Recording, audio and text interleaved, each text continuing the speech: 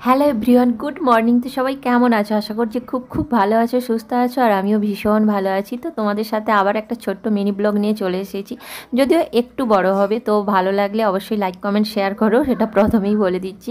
তো দেখো, জামাই ষষ্ঠীতে গিয়েছিলাম বাবার বাড়ি, সেটা তোমাদের সাথে শেয়ার করেছি। অবশ্য ষষ্ঠীর পরেই গিয়েছিলাম। তো যাই হোক, তারপরেই দেখো সবাই মিলে একটা প্ল্যান করলাম যে কে কোথাও কাছে পিঠে ঘুরে আসা যাক। আর দূরে তো কোথাও যেতে পারবো না, কারণ আমার বড়মশাইয়ের তেমন ছুটি পায় না। তো এখন এসেছি দীঘা, আর প্রথমেই এসেছি শঙ্করপুর, যেটা আমার সব থেকে মানে দীঘার থেকেও ভালো লাগার একটা জায়গা। তো আমি বলেছিলাম যে প্রথমে আমি শঙ্করপুরে যাব আর ওখানে কিছুটা টাইম কাটাবো, তারপরে দীঘাতে যাব। তো এখন দেখো এসেছি, আর প্রথমেই এসে কিন্তু সমুদ্রে নেমে গিয়েছি, আর এখানে ভিজে গিয়েছি। তো মামামকে ড্রেসটা অবশ্য পরে চেঞ্জ করে দিয়েছিলাম। তো সবাই মিলে এসেছি। অন্যান্য বারে কী হয়, আমি আর মামাম আর ওর পাপাই তিনজনেই যাই, আর প্রতিবারেই বাইক নিয়ে যাই। সেটা তমলুক থেকেই বলো, বেশিরভাগটাই তমলুক থেকেই যাই। একবার বোধহয় বাড়ি থেকে গিয়েছিলাম, মানে পশ্চিম মেদিনীপুর আমাদের বাড়ি যেখানে।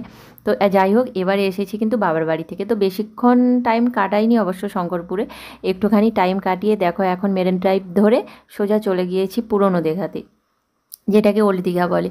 আর আমাদের কিন্তু মোট 4টে বাইক গিয়েছিল। ভোর 5টার সময় পশ্চিম মেদিনীপুরে বাইক ছেড়েছে, তো এসেছি দীঘাতে প্রায় 8টা, সাড়ে 8টা এরকম বেজেছে।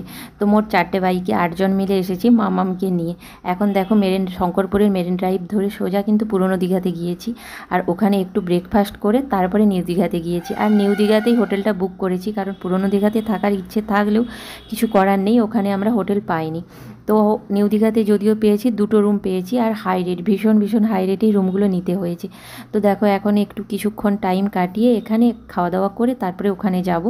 আর বাড়ি থেকে আমি বানিয়ে নিয়ে এসেছিলাম ম্যাগি, যেটা আমি, মাম্মাম আর ওর পাপাই তিনজনের হয়ে গিয়েছে, কারণ বাইরের খাবারটা আমরা খাইনি, শরীরটা একটু ভালো ছিল না।